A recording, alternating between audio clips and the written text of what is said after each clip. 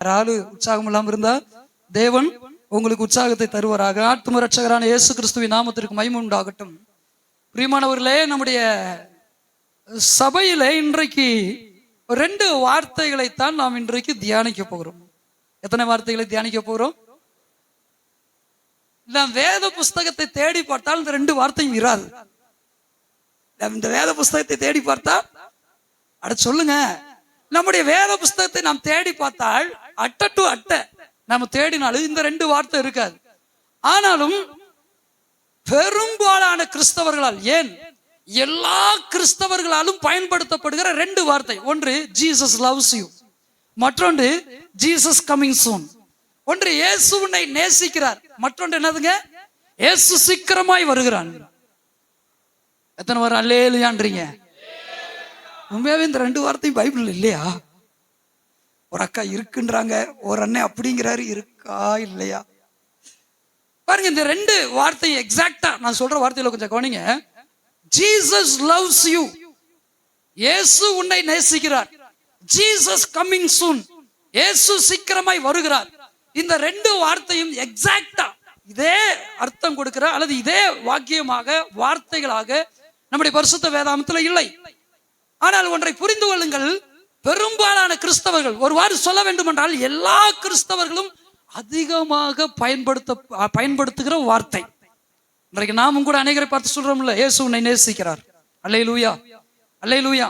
அதே போல நாமும் அநேகர் சொல்லுகிறோம் இல்லையா, இயேசு சீக்கிரமாய் வருகிறார், அல்லேலூயா. பாருங்க, இந்த 2 வார்த்தைகளுக்கு இருக்கிறதான வித்தியாசம். ஜீசஸ் லவ்ஸ் யூ என்கிற வார்த்தையை நாம் பெரும்பாலும் எங்கே பயன்படுத்துகிறோம் என்றால் புறஜாதிகள் மத்தியில பயன்படுத்துகிறோம், அல்லேலூயா. எத்தனை பேர் ஆமான்றீங்க? யார்கிட்ட பயன்படுத்துறோம்? we use the term Jesus loves you to those who did not attain the salvation. ரட்சிப்பை பெறாத நபர்களிடத்திலே நாம் இயேசு உன்னை நேசிக்கிறார் என்கிற வார்த்தையை நாம் பயன்படுத்துகிறோம், அல்லேலூயா. அதே நேரத்துல இயேசு சீக்கிரமாய் வருகிறார் என்கிற வார்த்தை யார்கிட்ட பயன்படுத்துறோம்? ரட்சிக்கப்படாதவர்களிடத்தில் அல்ல, யார் ரட்சிக்கப்பட்டவர்களாக, பரிசுத்த ஆவியை பெற்றவர்களாக, அந்நிய பாஷை பேசுகிறவர்களாக, தேவனுடைய வார்த்தைகளின் பலனை ருசி பார்க்கிறவர்களாக, சுவிசேஷத்தை அறிவிக்கிறவர்களாக, சுவிசேஷத்தின் நிமித்தம் பாடுபடுகிறவர்களாக, சுவிசேஷத்தின் நிமித்தம் உபத்திரவப்படுகிறவர்களாக, சுவிசேஷத்தின் நிமித்தம் நிந்திக்கப்படுகிறவர்களாக இருக்கிறார்களோ அவர்களிடத்தில் நாம் அதிகமாக பயன்படுத்துகிறோம் என்ன வார்த்தைய? ஜீசஸ் கமிங் சூன், இயேசு சீக்கிரமாய் வருகிறார். ஆனா இந்த 2 வார்த்தையும் எங்க கிடையாதுங்க. அட சத்தமா சொல்லுங்களேன். கர்த்தர் நம்மை நேசிக்கிறார்ங்கிற வார்த்தை உண்டு, தேவன் சீக்கிரமாய் வருவார்ங்கிற வார்த்தை உண்டு. ஆனா நாம் பயன்படுத்துகிற டேர்ம், இந்த வாக்கியம், இந்த வார்த்தைகள் எக்ஸாக்டா வேதத்துல கிடையாது. பாருங்க, அல்லேலூயா. இந்த வார்த்தையின் பேர்ல தான் இன்னைக்கு கொஞ்ச நேரம் நாம் தியானிக்க போகிறோம். ஆமென். எத்தனை பேருக்கு ஆசை? ஃபர்ஸ்ட் என்ன வார்த்தை சொன்னேன்? நல்லா கவனிக்கிறீங்க போல, சூப்பரா சொல்றீங்க. வெளியில இருக்கிறவங்க சொல்லுங்க, ஃபர்ஸ்ட் என்ன வார்த்தை சொன்னேன்? வெளியில உட்கார்ந்து இருக்கிறவங்க, எந்த கர்த்தாவே, இத தூக்கிட்டு ஒரே சபையா மாத்தினா தான் செட் ஆகும். வெளியில இருக்கிறவங்க சொல்லுங்க பாப்பா, என்ன வார்த்தையை சொன்னீங்க? அல்லேலூயா. என்ன வார்த்தை? ஜீசஸ் லவ்ஸ் யூ, இயேசு உன்னை நேசிக்கிறார். இந்த இயேசு உன்னை நேசிக்கிறாங்கிற வார்த்தையை தான் இன்றைக்கு நம்ம என்ன செய்ய போறோம்? கொஞ்ச நேரம் வேதத்தோடு ஒப்பிட்டு நாம பேச போகிறோம், தியானிக்க போகிறோம். எல்லாருக்குமே ரொம்ப பிடிச்ச வார்த்தை தான் தெரியுங்களா? லவ். எல்லாருக்குமே பிடிச்ச வார்த்தை எதுங்க? லவ்னாலே எல்லாருக்கும் பிடிக்கும். அர்த்தம் தெரியாம சிலர் லவ் லவ் லவ்ன்ட்டு தெரிவான். எப்படி? அர்த்தம் தெரியாம சிலர் லவ் லவ் லவ் லவ்ன்ட்டு அலைவான். இந்த அன்பு என்கிற அர்த்தத்தை கொடுக்கிற இந்த ஆங்கில வார்த்தையான அந்த லவ், இது எல்லோருக்கும் பிடித்த ஒரு வார்த்தை, எல்லோரும் விரும்புகிற ஒரு வார்த்தை. சிறு பிள்ளைகள், வாலிபர்கள், முதியவர்கள் எல்லோருக்குமே இந்த அன்பு என்கிற வார்த்தை பிடிக்கும். இந்த லவ் என்கிற இந்த அன்பு உங்களுடைய குடும்பத்திலேயோ அல்லது வெளியிலேயோ நீங்க எங்கே வேணாலும், எங்கே சென்றாலும், யாரிடத்திலாவது இருக்க வேண்டும் என்று நேரடியாக மறைமுகமாக நீங்கள் விரும்புகிறீர்கள். அன்பில்லாத ஒரு இடத்துல நீங்க இருக்க முடியுமா? அன்பில்லாத ஒரு இடத்துல வேலை செய்ய முடியுமா? அன்பில்லாத இடத்துல படிக்க முடியுமா? நீங்கள் எங்கே சென்றாலும் படிப்பதற்காகவோ வேலைகளுக்காகவோ தொழில்களுக்காகவோ நீங்க எங்கே சென்றாலும் இந்த அன்பு என்கிற வார்த்தையை வார்த்தையாக அல்ல, அது அனைவருடைய வாழ்க்கையிலே செயல்களாக நீங்கள் விரும்புவீர்கள். வெறுமனே லவ், வெறுமனே அன்பு என்கிற வார்த்தையாக அல்ல.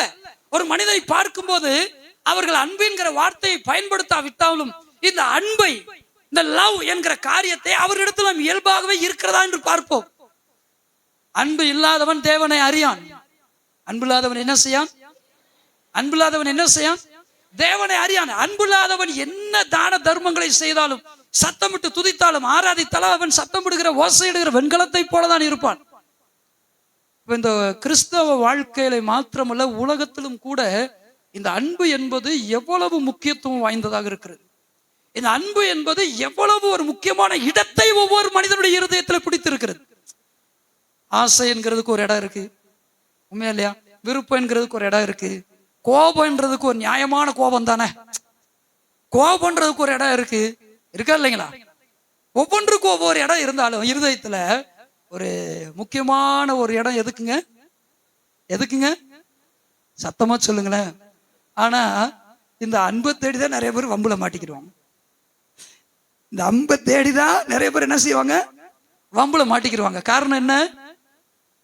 there is no true love in this world. இந்த உலகத்துல உண்மையான அன்பு என்பது இல்லை, except Jesus Christ. கிறிஸ்துவ தவிர அந்த உலகத்துல வேற எங்கேயும் உண்மையான அன்பு கிடையவே கிடையாது. ஒருவேளை இளம் பிராயத்திலே இப்பொழுதுதான் காதல் அரும்பு விடுகிறது என்றால், இப்பொழுதுதான் காதல் துளிர் விடுகிறது என்றால், சிறு பிள்ளைகளுக்காக சொல்றேன், கொஞ்சம் கேளுங்களேன். ஒரு 10 வயசை தாண்டிட்டு இருக்கிற பிள்ளைகளுக்கு அப்படி இனம் புரியாத ஒரு லவ் உண்டாகும். அப்பா அம்மாவே சார்ந்து முந்தானியை பிடிச்சிட்டு திரிவா, அப்பா பேண்டையும் சட்டையும் பிடிச்சிட்டு திரிவா. ஒரு 10 வயசு தாண்டோடனே அப்படி என்ன உண்டாகும்? இனம் புரியாத காதல், ஐ மீன் இளம் புரியாத அந்த லவ், இனம் புரியாத ஒரு அன்பு, தாய் தகப்பனை தாண்டி ஒரு அன்பு வெளியில தேடுவான், இல்லைங்களா? சரி, நல்ல வாலிப வயதுல வந்துட்டாங்க, இப்ப என்ன தேடுவாங்க? தனக்கு ஒரு வாழ்க்கை துணை வேணும். அது எப்படிப்பட்ட துணை இருக்கணும்னா, அன்பான ஒரு துணையா இருக்கணும், என்ன நேசிக்கணும். இவன் நேசிக்க மாட்டான், ஆனா பட் எப்படி இருக்கணும்? எனக்கு வர்றவ அல்லது எனக்கு வர்ற புருஷன் என் மேல அன்பா இருக்கணும். இப்படி நினைக்கிறதே முதலாவது தப்பு. வர்ற எனக்கு துணையா இருக்கிற, துணையாய் வருகிற என்னுடைய ஸ்பௌஸ் மேல நான் அன்பா இருப்பேன்னு சொல்லு. அல்லேலூயா. அப்ப சின்ன பிள்ளைகள் எல்லாம் யோசிக்கிறாங்க ஒரு 10 வயசுக்கு மேல. அப்ப காதல் அரும்பு விடுதுன்னு வச்சுக்கோங்களேன், என்ன செய்யணும்? நேர டே வரும். சிறு பிள்ளைகளுடைய வயசுல என்ன செய்யும்? அப்படிப்பட்ட எண்ணங்கள் தோன்றும். திடீர்னு ஒரு அன்பு எதிர்பாலினத்துல இருக்கிறவர்கள் மீது வரும். எதிர்பாலினத்தில் இருக்கிற பிள்ளையின் மீதோ ஒரு பையன் மீதோ இயல்பாவே வரும் பாருங்க. அது என்ன செய்யணும்? டேவிட் பிரதர் மாதிரி இருக்கிற ஆளுகிட்ட போய் பிளேட வச்சா, கத்திய வச்சா அந்த அரும்பை வெட்டிடணும். அல்லேலூயா. ஆமா, நாங்க வேற மாதிரி புரோன்னு போனீங்கன்னு வச்சுக்கோங்க, அரும்பு என்ன செய்யும் தெரியுமா? அரும்பு என்ன செய்யறான்? ஆமா, ஆரோன் கோல் மாதிரிதான்.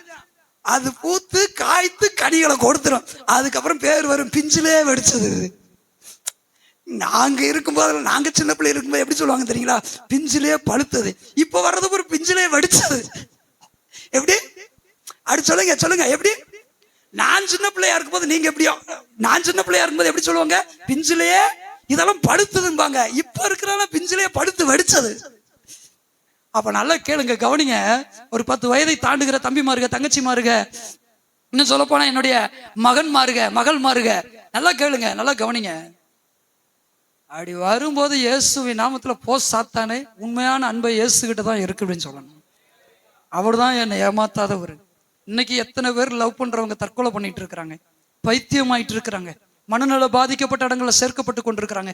எத்தனை பேர் சொத்தை இறந்து இன்னைக்கு ரோட்ல நடுத்தருவில் நிக்கிறாங்க.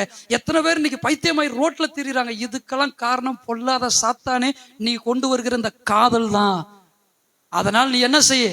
அப்பாலே போ சாத்தானே அப்படின்னு சொல்லணும். எங்க சொல்லுங்க பாப்பா. அப்ப கேளுங்க, நம்ம ஸ்கூல்ல நம்ம படிக்கிற இடங்கள்லையும் இப்படிப்பட்ட எண்ணங்கள், இப்படிப்பட்ட யோசனைகளோடு நம்முடைய ஃப்ரெண்டு இருக்கிறாங்கன்னா அவங்களுக்காக நம்ம ஜெபம் பண்ணணும். அல்லேலூயா. அவங்களுக்காக நம்ம என்ன செய்யணும்? அவங்களுக்காக என்ன செய்யணும்? அவன் சொல்றதெல்லாம் கேட்டுக்கிட்டு இருக்க கூடாது. அவன் சொல்றதெல்லாம், அவ சொல்றதெல்லாம் கேட்டுக்கிட்டே இருக்க கூடாது. அவன் உன்னை பாக்குறான், அவ உன்னை பாக்குறா. கண்ணு இருந்தா எல்லாத்தையும் தான் பார்ப்பாங்க. உடனே அவ கூப்பிட்டு சொல்லுவான், எடி இல்ல அவ கூப்பிட்டு சொல்லுவா, எடி பாத்தியா அவன் உன்னையவே பாக்குறியா? உடனே நீ சொல்லிடு, அந்த கேட்ல முட்டாய் வித்திருக்கிற தாத்தாவும் என்னைத்தான் பாக்குறாரு. உடனே நீங்க சொல்லிருங்க, உங்ககிட்ட யாராவது சொன்னா, டே மாப்பிள்ள பாத்தியா உன்னையே பாக்குறா என்னன்னு தெரியல, நீ சொல்லிடு, அது ஸ்கூல் கேட்ல அந்த கிளவி உட்காந்துருக்கு பாரு, கொக்கு வச்ச கிளவி, அந்த பாட்டி என்னையத்தாண்டா மாப்பிள்ள பாக்குதுன்னு சொல்லிடு. என்ன பார்வை என்பது எல்லார்கிட்டயும் இயல்பா இருக்கிற ஒரு பார்வை தான். ஆனா அதை நாம தான் இனம் கண்டுபிடிக்கணும், எது மோசமான பார்வை, கெட்ட பார்வை. அல்லேலூயா. இன்னைக்கு பெரும்பாலும் இந்த சிறு பிள்ளைகளுக்குள்ளாக இந்த காதல் என்கிற இந்த மாயையை உருவாக்கி விடுறதை யாருன்னு கேட்டீங்கன்னா கூட இருக்கிற பையங்க தான், கூட இருக்கிற பிள்ளைங்க தான். அதுக்கு என்னத்தையாவது வீட்டுல கத்ததோ, சினிமாவில் பார்த்ததவோ, டிவியில பார்த்ததவோ அதை கொண்டு வந்து எங்க பேசுறது, ஸ்கூல்ல பேசுறது, கல்லூரிகள்ல பேசுறது, அதை அப்படியே என்ன செய்யறது, நம்ம பிள்ளைகளையும் காது கொடுத்து கேட்கறது, நம்ம பிள்ளைகளுக்கும் ஸ்டார்ட் ஆயிரும். மறுபடியும் சொல்றேன், நான் உங்க பிள்ளைகளை பத்தி பேசல, இங்க இருக்கிற என்னுடைய மகள்மார்களை, என்னுடைய மகன்மார்களை குறித்து நான் பேசுறேன். பாரம் இருக்கிறதுனால அதை குறித்தான இம்பாக்ட் இப்போ அநேக இடங்கள்ல அநேக தாய் தகப்பன்மார் கதறதுனால, அதை நான் கேட்கறதுனால, நானும் அவங்களுக்காக ஜெபிக்கிறதுனால எங்க தைரியமா நான் பேசுறேன். நாமும் பெற்றோர்களாகிய நாமும் அல்லது கிராண்ட் பேரண்ட்ஸா இருக்கிற நீங்களும் என்ன செய்ய வேண்டியது அவசியங்க. தாத்தா பாட்டியா இருக்கிற நீங்களும் உங்க பிள்ளைகளுக்காக, பேர பிள்ளைகளுக்காக ஜெபிப்பது என்பது ரொம்ப அவசியம். இன்னைக்கு எத்தனை பேருடைய லைஃப் இன்னைக்கு கெட்டு போயிடுச்சு. எத்தனை பேருடைய லைஃப்ல நான் எத்தனை பேர் பார்த்திருக்கேன் தெரியுங்களா, கல்யாணம் முடிச்சு குழந்தைகளை பெத்த பிறகு போராட்டம், ஐயோ இந்த பிசாசுடைய டிப்ரெஷன் தாங்க முடியல, இந்த சாத்தானுடைய தொல்லை என்னால தாங்க முடியல. ஒரு சிலர் பாருங்க, நேரடியா சொல்றேன் பாருங்க, நல்லா கவனிங்க, சரீரத்துல நல்ல பலம் வாய்ந்தவங்க, எத்தனை பேர் வந்தாலும் நான் ஜமாளிச்சிருவேன்ற அளவுக்கு ஆணும் பெண்ணும் நல்ல பலம் வாய்ந்தவங்களா இருந்தாங்க. இன்னைக்கு பாருங்க, திருமணம் முடிச்சு சில குழந்தைகளை பெத்தெடுத்தோன்னே போராட்டம், பிரச்சனை, இந்த செய்வனையா இருக்குமா, அதுவா இருக்குமா, இதுவா இருக்குமா. நல்லா கவனிச்சு பார்த்தா சிலர் அட்டன் பண்ணாதனால சொல்றேன், வேற யாரும் கிடையாது, இவனுக்கு செய்வனை வச்சது இவருடைய எக்ஸ் லவர், முன்னாள் காதலை, இவருடைய முன்னாள் காதலி, அதனுடைய சாபம், அதனுடைய ரத்த வெறி பிடித்த ஆவிகளுக்கு கொடுக்கப்பட்டதான wolves, படையல்கள். இது நிமித்தமாக அநேகருடைய வாழ்க்கை இன்னைக்கு என்ன செய்யுதுங்க, சொல்லுங்க சொல்லுங்க, கசப்பாயிருச்சுங்க, கசப்பாயிருச்சு. லவ்ங்கிற வார்த்தை எல்லாருக்கும் பிடிச்ச வார்த்தை தான். ஆனா ஒரு விஷயத்தை கவனிங்க, உன்னை பார்த்தா ஐ லவ் யூன்னு சொன்னா நீங்க சொல்லுங்க, நான் உன்னை லவ் பண்ணல, இயேசு உன்னை லவ் பண்றார், நீ நரகத்துக்கு போக கூடாது. அல்லேலூயா, அல்லேலூயா. நான் உன்னை லவ் பண்ணல, இயேசு உன்னை லவ் பண்ணுகிறார், இயேசு உன்னை விரும்புகிறார், இயேசு உன்னை நேசிக்கிறார். நீ நரக பாதாளத்தில் போகாதபடிக்கு இயேசு என்கிற பேர்ல இந்த பூமியில் வந்து உனக்காக எல்லா ரத்தத்தையும் சிந்தி துடிதுடிக்க சிலுவையில உயிரை கொடுத்தார். அவர் உன்னை நேசிக்கிறார்.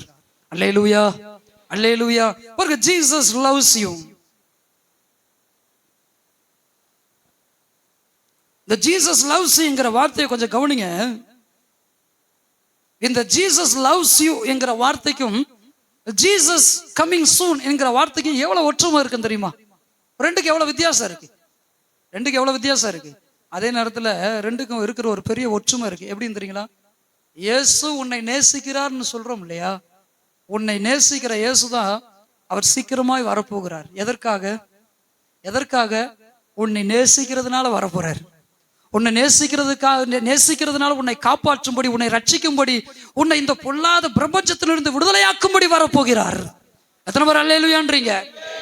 இயேசு உன்னை நேசிக்கிறார். ஜீசஸ் லவ்ஸ் யூ என்கிற வார்த்தையோடு கூட ஏன் ஜீசஸ் கமிங் சூன் அப்படின்னு சொல்லுகிறோம் என்றால், இயேசு எவர்களை நேசிக்கிறாரோ அவர்களை ரட்சிக்கும்படி, அவர்களை மீட்கும்படிக்கு அவர் ராஜாதி ராஜாவாக வரப்போகிறார். அல்லேலூயா. கிறிஸ்தவர்கள் அதிகமாய் பயன்படுத்துகிற இந்த ரெண்டு வார்த்தைகள், Jesus loves you and Jesus coming soon, இதில் இயேசு நேசிப்பதாக அவரே சொன்ன வசனம் ஒரே ஒரு இடத்துல தாங்க இருக்கு. கேட்டீங்களா? இந்த வசனத்தில் நேசிக்கிறவர்களை அவர் என்ன செய்கிறாரா? ரட்சிக்கிறாராம். இயேசு அன்புள்ளவராகவே வாழ்ந்தார், அதில் எந்த ஒரு சந்தேகமும் இல்லை. யோவான் சுவிசேஷ புஸ்தகத்தில் வாசிக்கிறோம், நான் உங்களிடத்தில் அன்புள்ளவராக இருந்தது போலவே நீங்களும் ஒருவரில் ஒருவர் அன்புள்ளவர்களாக இருங்க. எப்படி? அவர் உயிர் தெழுந்த போது சொல்றாரு பாருங்க, எப்படி சொல்றாரு? நீங்க பைபிள் எல்லாம் பரட்டும், நான் சொல்லும் போது நீங்க பைபிளை பரட்டுங்க. எப்படி சொன்னார் இயேசு உயிர் தெழுந்த பின்பு? நான் உங்களில் அன்புள்ளவராக இருந்தது போல. அதை பாஸ்ட் டென்ஸ்ல சொல்லுவார். ஏன்னா இப்ப பரமேறி போக போறார் இல்லையா, இனி அவர் மாம்சத்தின்படி இந்த பூமியில இருந்து அன்பை காட்டக்கூடிய ஒரு நிலை இல்லை, அதாவது நேரம் இல்லை, காலங்கள் இனி அவர் கொடுக்கப்படவில்லை. இப்ப அவர் பரமேறி போகக்கூடிய காலங்கள் வந்து ஆயிடுச்சு. இப்ப சொல்றாரு, நான் உங்களில் அன்பா இருந்தது போல நீங்களும் என்ன செய்யுங்க, நீங்களும் என்ன செய்யுங்க, ஒருவரில் ஒருவர் அன்பா இருங்க. ஒருவரில் ஒருவர் அன்பா இருங்க அப்படின்னு சொல்லும் போதே ஒரு விஷயத்த சொல்லிட்டாரு. எப்படி? நான் உங்களில் அன்பா, ஐ லவ் யூ, நான் உன்னை நேசித்தது போல. அப்ப சீசர்களை பார்த்து ஆண்டவர் அழகா சொன்னார், நான் உங்களை நேசித்தது போல, நான் உங்களில் அன்பு செலுத்தினது போல. கேக்குறீங்களா? இயேசு அன்புள்ளவராகவே வாழ்ந்தார், உண்மைதான். ஆனா ஒருபோதும் இயேசு உன்னை நேசிக்கிறார் என்று சீசர்களோ அப்போஸ்தலர்களோ ஏனைய பரிசுத்தவான்களோ எங்கேயாவது போய் சொன்னதா பைபிள்ல ரெக்கார்ட்ஸ் இருந்தா ப்ளீஸ் கிவ் மீ. நான் என்ன செய்ய ஆசைப்படுறேன்? கற்றுக்கொள்ள ஆசைப்படுகிறேன், கற்றுக்கொள்ள ஆசைப்படுகிறேன்.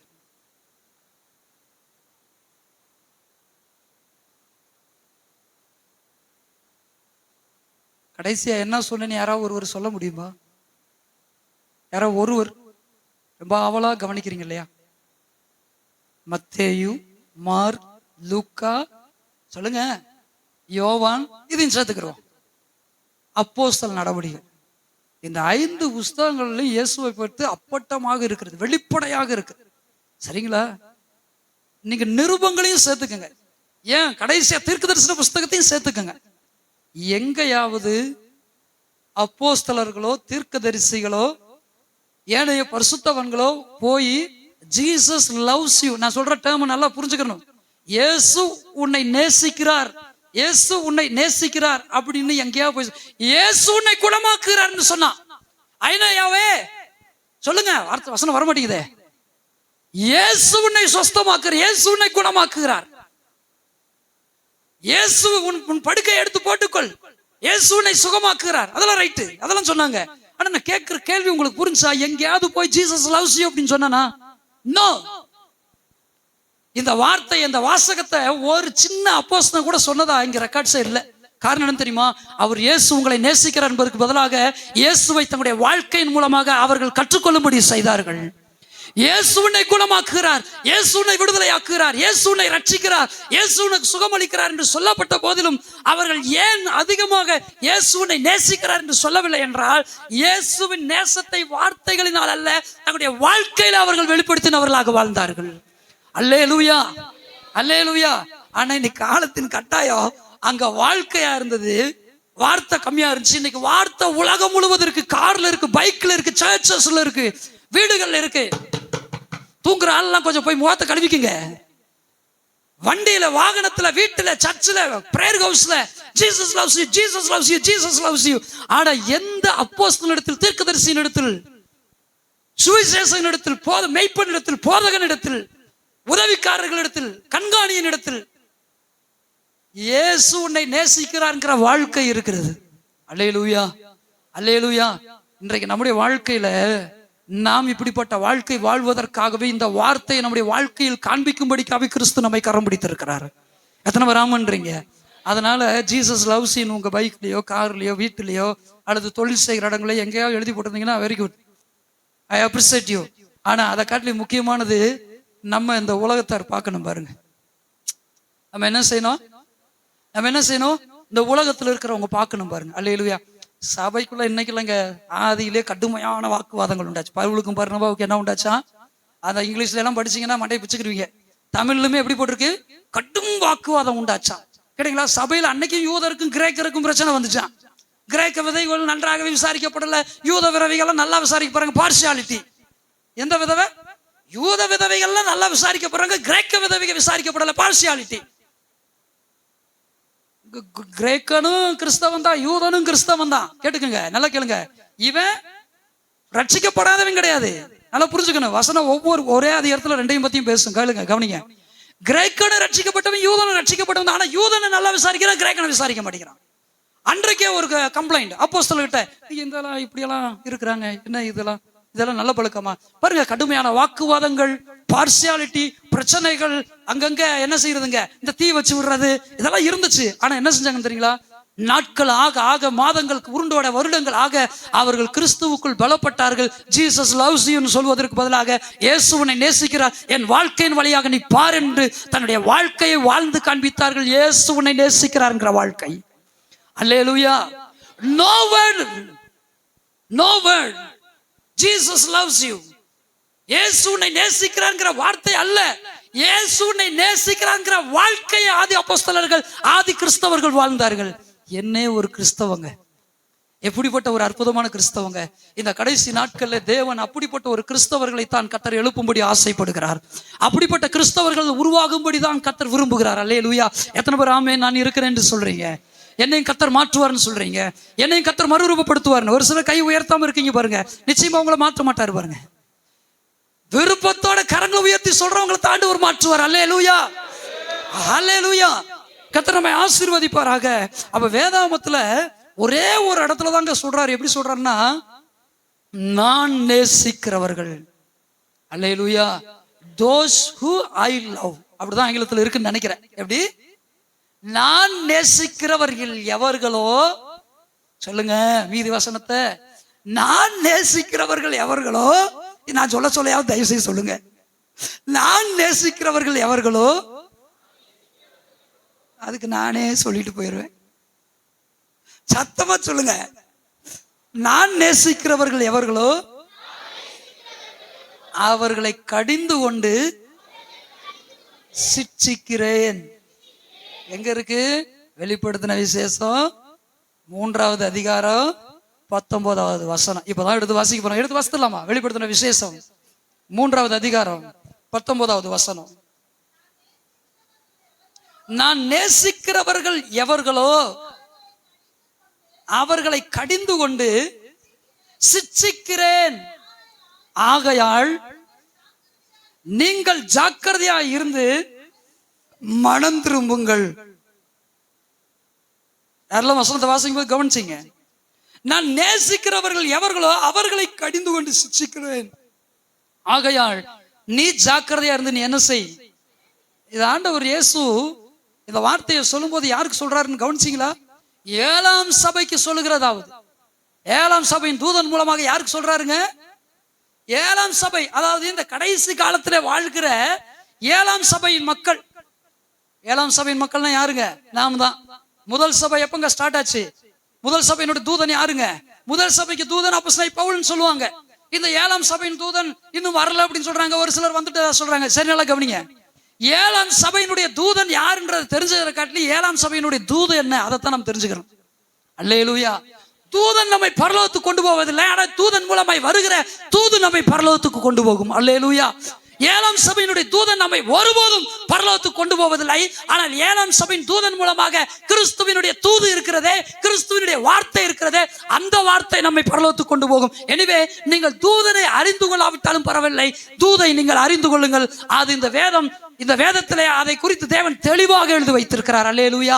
இன்றைக்கு உலகத்திலே பல விதமான குழப்பங்கள் இருக்கலாம். 7ஆம் சபையினுடைய தூதன் இவர், 7ஆம் சபையின் தூதன் அவர், இன்னும் 7ஆம் சபையினுடைய தூதன் வெளிப்படவில்லை என்று. ஆனால் நான் ஒன்றை அறிந்திருக்கிறேன், கிறிஸ்தவம் ஒன்றை அறிந்திருக்கிறது. 7ஆம் சபையினுடைய தூதன் வெளிப்பட்டு விட்டானோ வெளிப்படவில்லையோ தெரியவில்லை, ஆனால் 7ஆம் சபைக்குரிய தூது கர்த்தராகிய தேவனால் அன்றைக்கு கொடுக்கப்பட்டாயிற்று.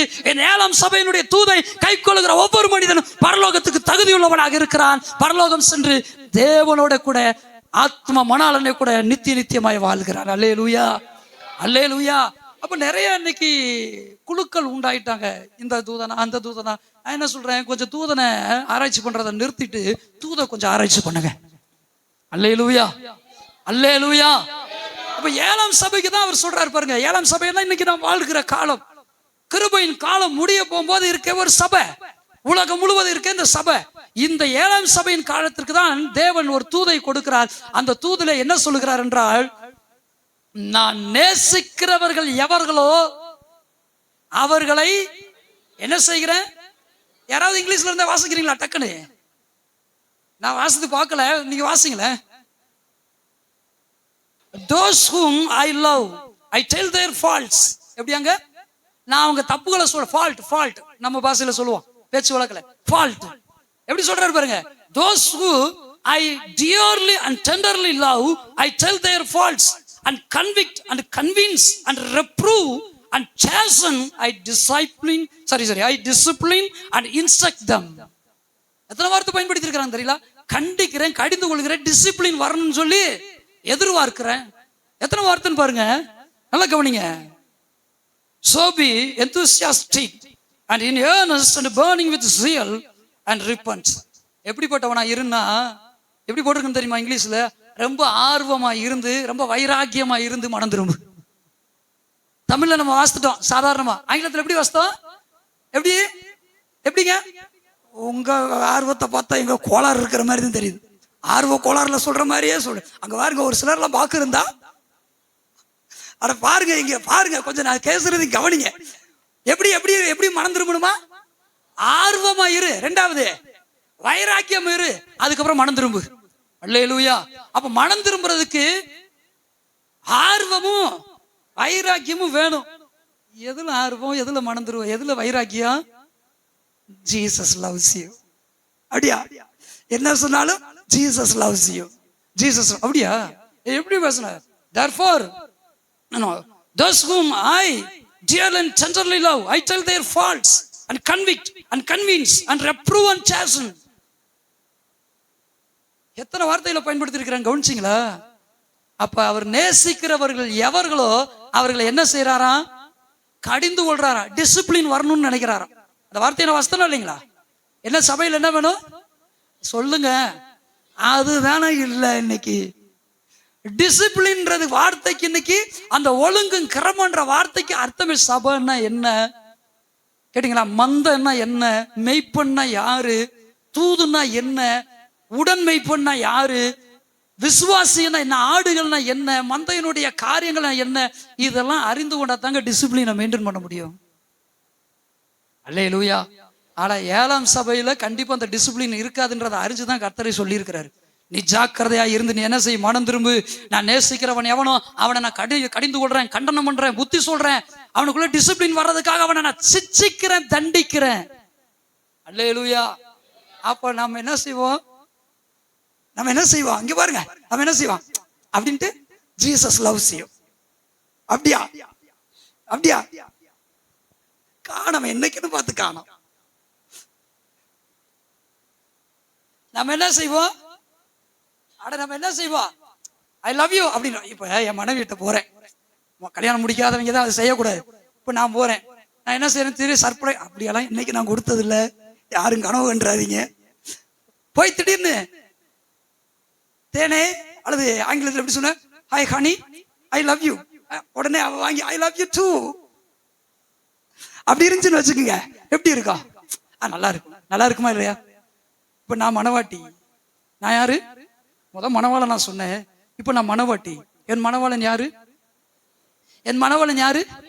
இப்ப அவர் என்ன செய்யறாரு தெரியுமா? அந்த 7ஆம் சபையில, oh my bridegroom, hear my voice, listen my instruction, I love you. எப்படி இயேசு 7ஆம் சபைக்கு எப்படி சொல்றான் தெரியுங்களா? நான் முன்பு சொன்னது போல என் மனவாட்டியே ஐ லவ் யூ அப்படின்னு சொல்லி என்ன செய்யலாம்? அவரே ஒரு அப்படி விலை மதிப்புள்ள ஒரு கிஃப்ட ஒரு பேச்சுக்கு வச்சுக்கிறோம். அந்த ஐபேட கையில வச்சுக்கிறேன், கேக்குறீங்களா? அப்படி முன்னாடி ஏசு நம்ம ரட்சிக்கப்படும் போது என்ன செய்தாரு? நம்மை பார்த்து என்ன சொல்றாரு? மகளே ஐ லவ் யூ. ஐபேட கொடுத்தா இப்படி எப்படி இருக்கும்? தரமாட்டேன், வாங்கிட்டு திருப்பி கொடுத்துரு. ஐ லவ் யூ அப்படின்னு ஏசு கொடுத்தாருங்க, வாங்கிட்டோங்க. ஆனா 7ஆம் சபைக்கு என்னுடைய முடிவுக்கு வரும்போது அவர் என்ன செய்யறாரு தெரியுங்களா? நான் நேசிக்கிறவர்கள் எவ்வளவு, those whom I love and those, என்ன சொல்றாரு? நான் நேசிக்கிறவன் எவனோ, சொல்லுங்க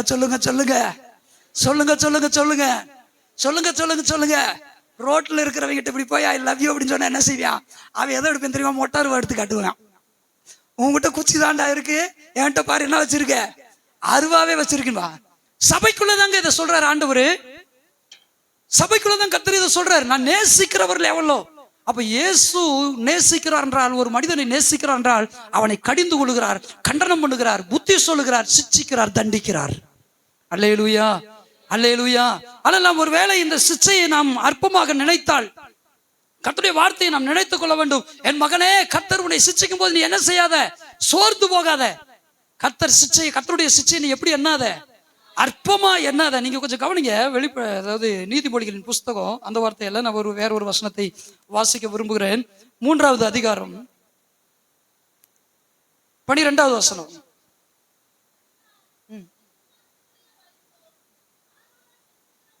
நீதிமொழிகள் 3:12. தகப்பன் தான் நேசிக்கிற புத்திரனை சிட்சிக்கிறது போல கர்த்தரும் எவனிடத்தில் அன்பு கூறுகிறாரோ அவனை சிட்சிக்கிறார்.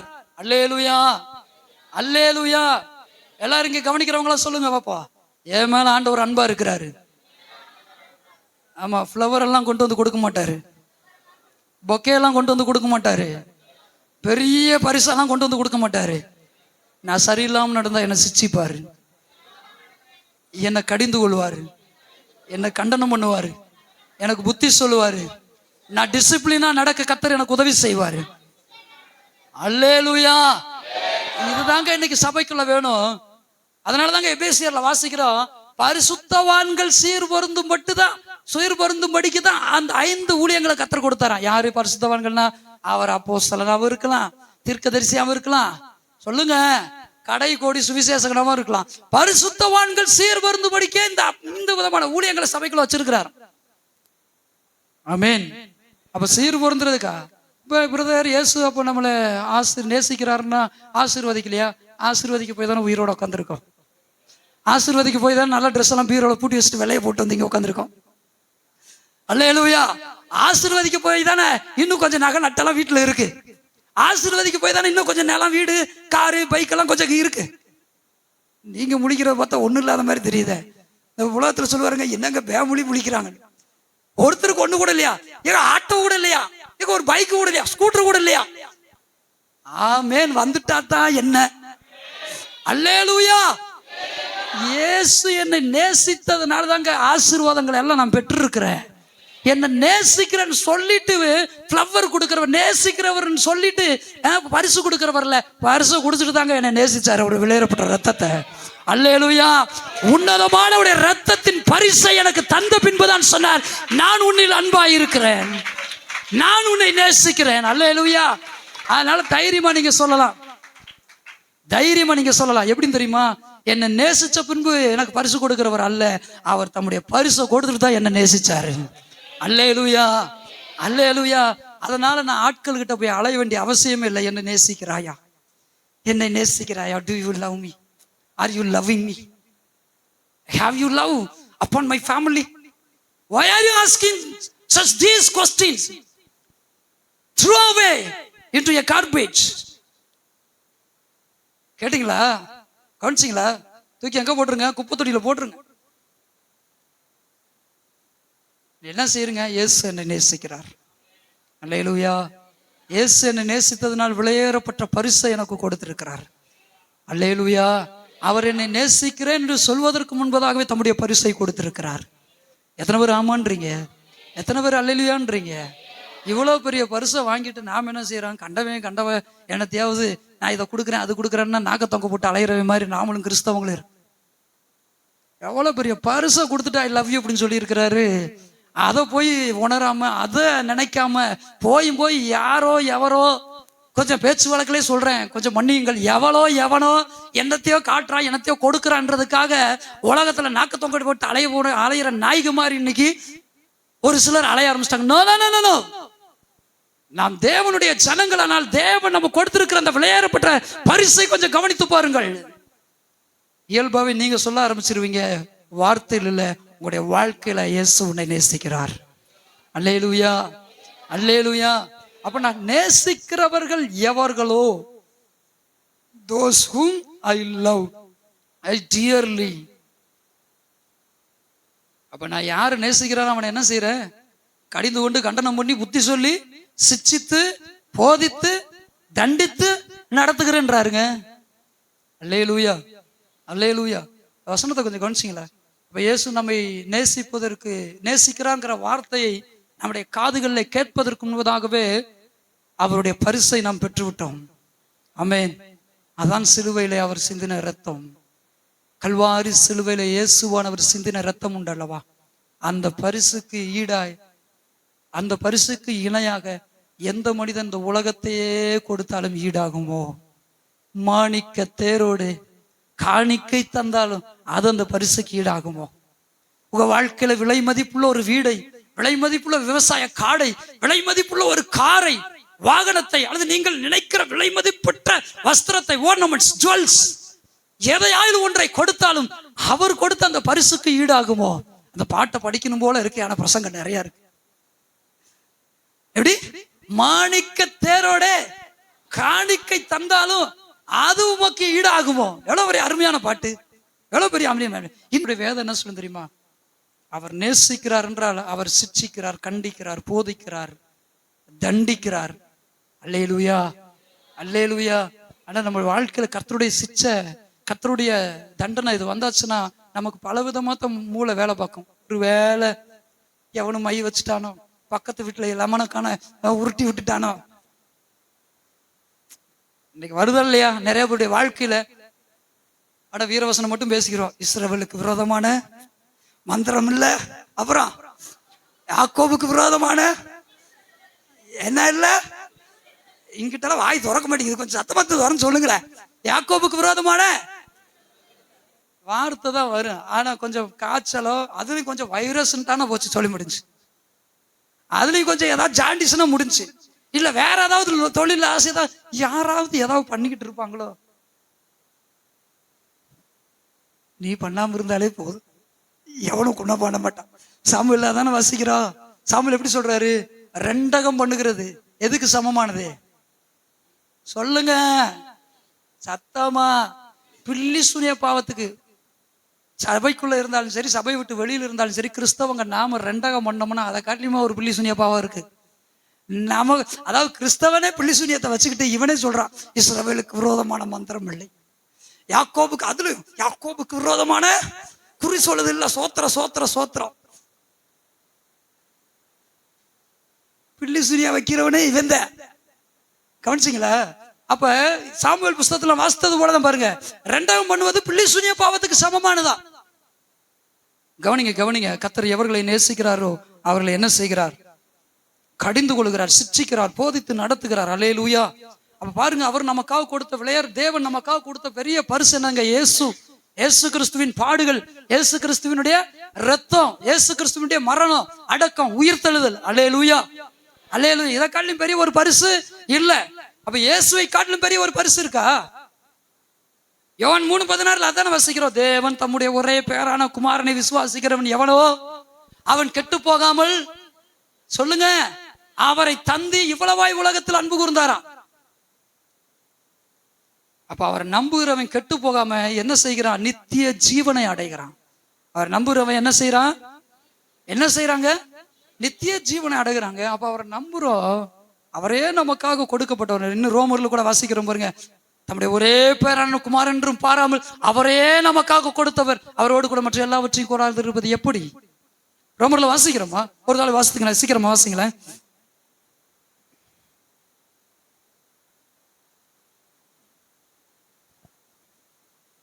சரி, நமக்கு நேரம் குறைவா இருக்கு, கவனிங்க, எல்லாரும் கவனிங்க, வாசிக்க வேண்டாம்.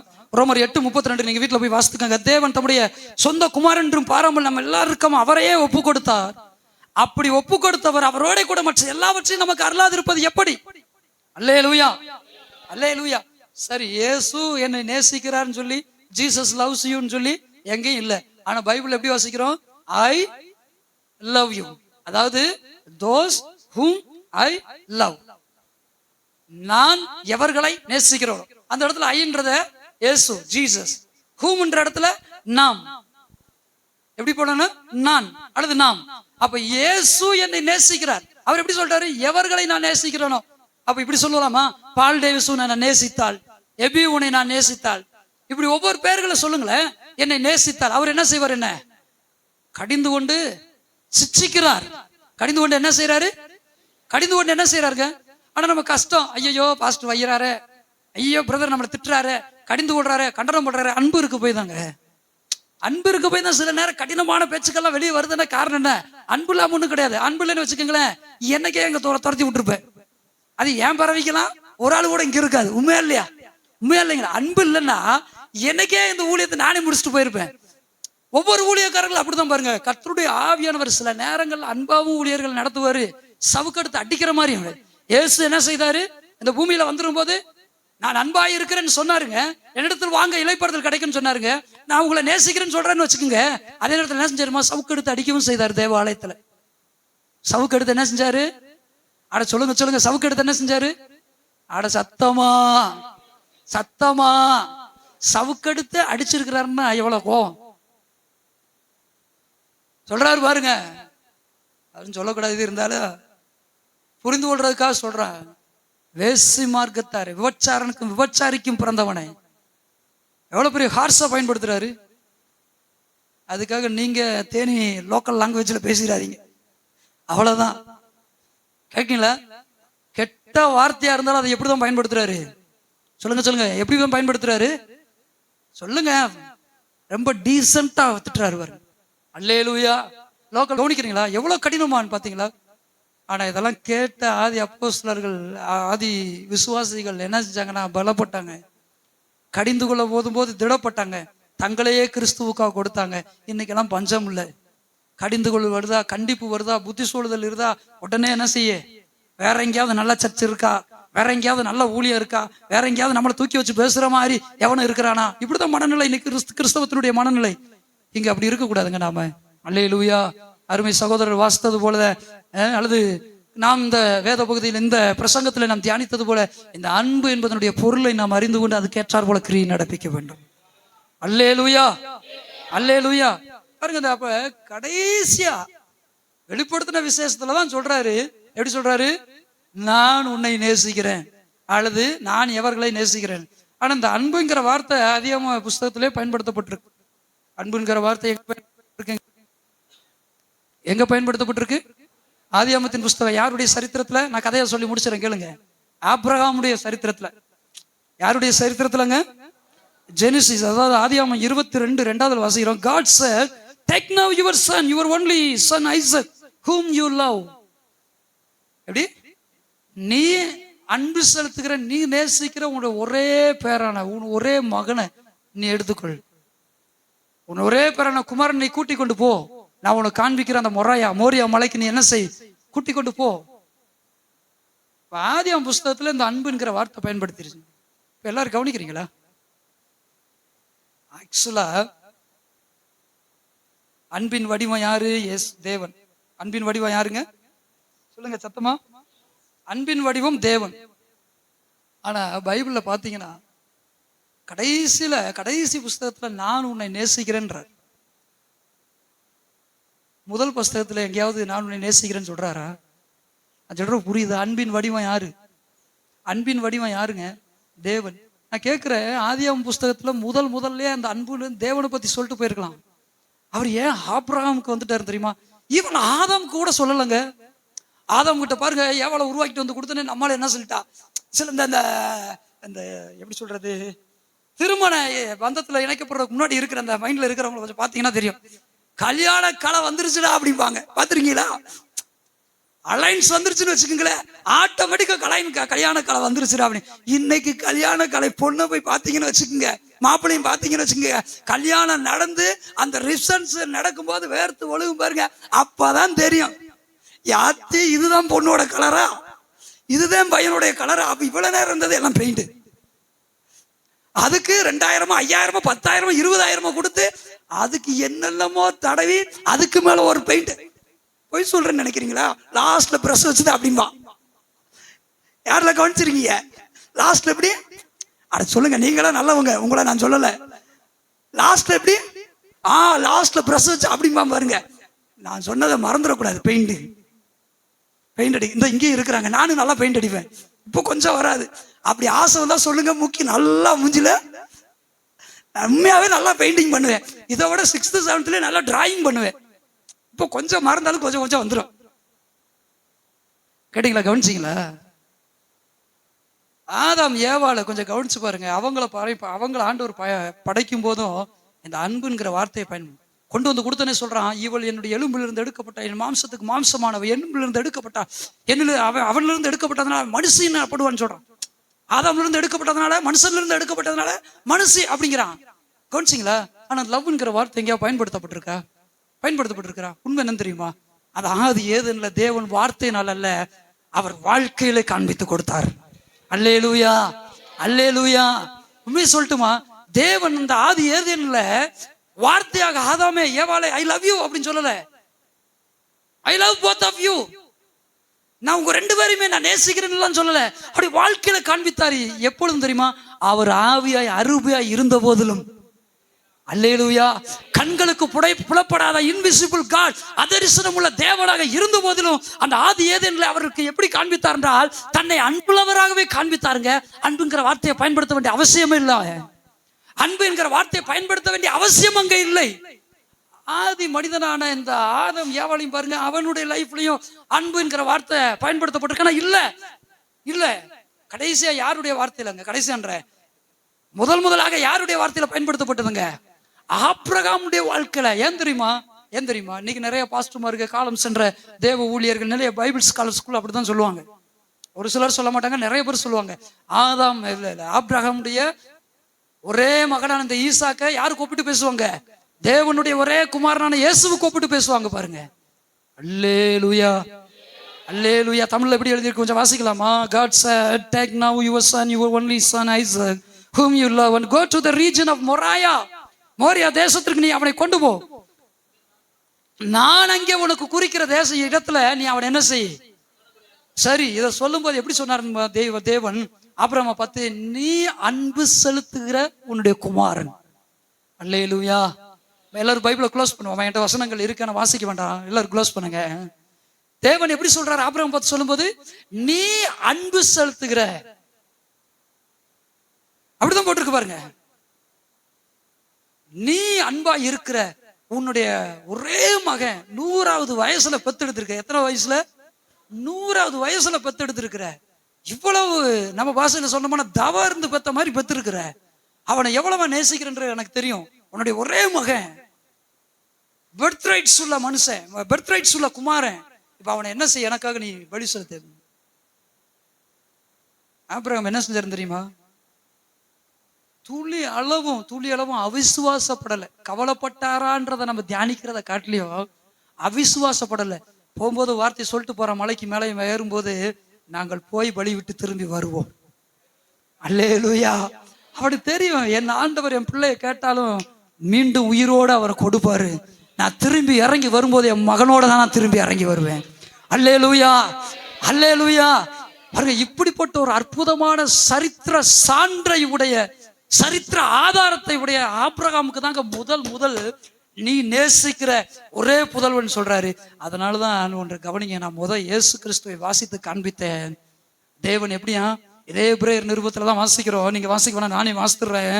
தனக்கு ஒரே பேரானவனையே பலியாக ஒப்பு கொடுத்தான். எபிரேயர் 11:19 மரித்தோரிலிருந்து அவனை பாவனையாக திரும்பவும் பெற்றுக்கொண்டான். இது எதற்கு நிழலாற்றமானது? கிறிஸ்துவை தேவனானவர் நமக்காக தம்முடைய ஒரே பேரான குமாரனை சிலுவையில பலியாக ஒப்பு கொடுத்தார். அல்லேலூயா, அல்லேலூயா. இதை காட்டிலுமா ஒரு அன்பு நமக்கு வேண்டும். இதை காட்டிலுமாங்க நமக்கு ஒரு அன்பு வேணும்.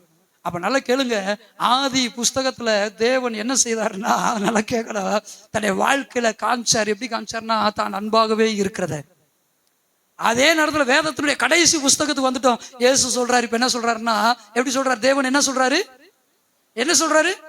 ஆரம்பத்துல சொல்லல, நான் உங்ககிட்ட அன்பா இருக்கேன்னு சொல்ல. அவர் படிச்சு விட்டு அன்பை காட்டாரு. அவனும் அன்பாவே இருக்கிறான்.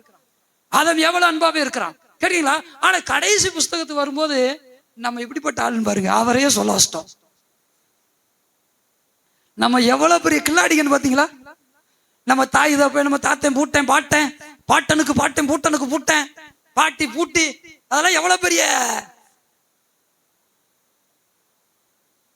திறமை உள்ள ஆட்கள் பாத்தீங்களா? அவரையே சொல்ல வச்சிட்டேன். எப்படி சொல்ல வச்சிட்டேன் தெரியுமா?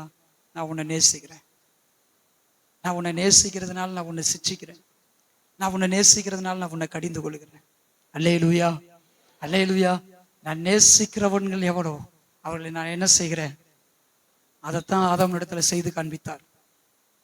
ஆதாமுடைய வாழ்க்கையில தேவன் வெறுமனே வார்த்தையாக சொல்லவில்லை, நான் உன்னை நேசிக்கிறேன் என்று. அவர் வாழ்க்கையின் மூலமாய் காண்பித்தார். ஆதாம் அதை புரிந்து கொண்டவனாகவே வாழ்ந்தான். ஆனால் ஆதாம் மீறுதலுக்கு உட்பட்ட போதோ தேவன் அவனுக்கு சிட்சையை அவனுடைய மீறுதலுக்கு ஒப்பான தண்டனையை கொடாமல் மிகுந்த கிருபையுள்ளவராக அவனை சிட்சித்து தன்னுடைய அன்பை மீண்டும் வெளிப்படுத்தினார். நம்மளா இருந்தா என்ன செஞ்சிருப்போம்? மன்னிச்சு அப்படியே விட்டு இருந்தா இன்னும் அவருடைய அன்பு பெருசா இருக்கும்.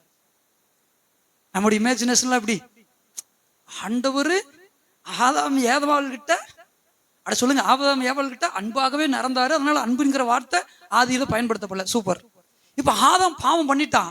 இப்ப ஆதாம் பாவம் பண்ணிட்டான்னா இப்ப அவங்கிட்ட மறுபடியும் ஆண்டவர் ஸ்ட்ராங்கா அன்பை காமிச்சாருன்னு வச்சுக்கோங்களேன். எப்படி இருந்திருக்குன்னு நம்ம நினைப்போம். நாம இப்ப ஆதாம் ஏவாளா இருக்குன்னு வச்சுக்க எப்படி நினைப்போம்?